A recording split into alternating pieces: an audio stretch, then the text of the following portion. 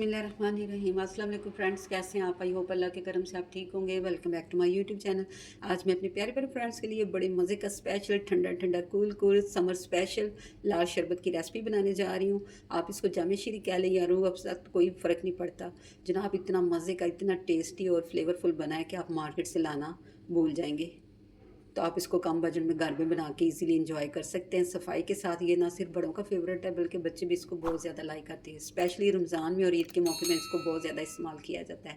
तो फ्रेंड्स, आपने मेरी रेसिपी को फुली देखना, स्किप किए बगैर, ताकि कोई भी गलती के बगैर आपका भी शरबत बिल्कुल मेरी तरह परफेक्ट बने। तो चलें जी फ्रेंड, टाइम वेस्ट किए बगैर चलते हैं हम आज की अपनी प्यारी सी रेसिपी की तरफ। बिस्मिल्लाहिर्रहमानिर्रहीम। फ्रेंड्स, मैं एक पतीले में 3 कप चीनी ऐड कर रही हूँ, यानी ये तकरीबन 600 ग्राम के करीब चीनी है। तो इसमें हमने ना 4 कप पानी ऐड करने हैं। आपने याद रखना है कि 3 कप चीनी और 4 कप हम इसमें पानी ऐड करेंगे। तो ढेर सारा हमारा ये शरबत बन के तैयार होगा इतनी सी चीनी के साथ। तो हमने इसको अच्छी तरह चीनी को मेल्ट करना है। जब चीनी हमारी अच्छी तरह मेल्ट हो जाएगी तो फ्रेंड्स, इसमें मैं हाफ़ टी स्पून ये टाटरी, इजीली ये पंसारी से मिल जाती है, वो ऐड कर देंगे। ये टाटरी ऐड करने से ना शरबत ये जमेगा नहीं, इसकी शेल्फ़ लाइफ बढ़ जाएगी।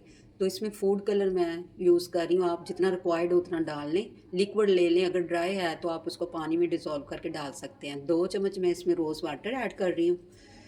तो तकरीबन हाफ़ टी स्पून मैं इसमें ना रूह केवड़ा डाल रही हूँ। इसका जो फ्लेवर बहुत ज़्यादा तेज़ होता है, ज़्यादा डालने से ये कड़वा हो जाएगा, तो आपने इससे ज़्यादा नहीं डालना।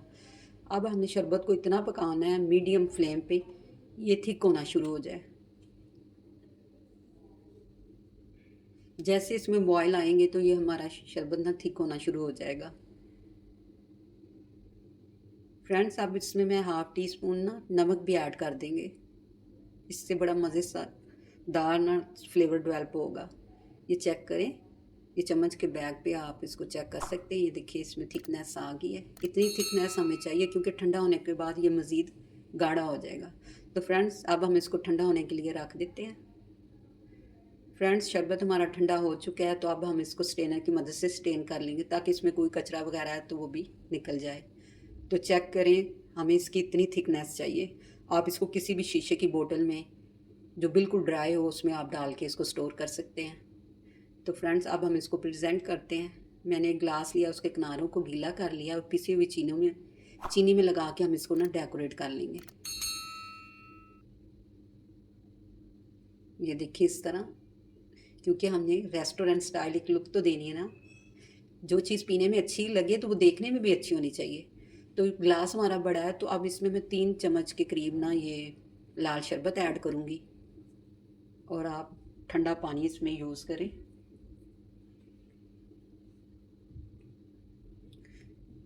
ठंडा पानी डालने के बाद आपको अगर रिक्वायर्ड है, आपको लगे कि पानी अभी ठंडा कम है, तो आप इसमें बर्फ़ के क्यूब्स ऐड करके इसको मज़ीद खूबसूरत बना सकते हैं।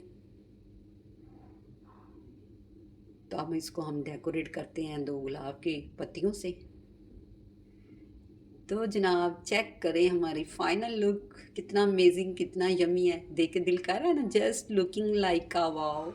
ये जितना देखने में ब्यूटीफुल लग रहा है, यकीन जानिए फ्लेवर में उससे ज़्यादा मज़ेदार है। तो इसी पॉइंट पे एक अच्छा सा फीडबैक तो बनता है ना, ये आपकी तरफ से हौसला अफजाई होती है ताकि नेक्स्ट टाइम हम आपके लिए अच्छी अच्छी रेसिपी बनाएं। तो फ्रेंड्स, जहाँ भी रहें खुश रहें, आबाद रहें, अपने अपने प्यारों का ख्याल रखें और हमें भी दुआओं में याद रखें। इसके साथ ही मुझे इजाज़त दें, मिलते हैं नेक्स्ट एक अच्छी सी रेसिपी के साथ। अल्लाह हाफिज़।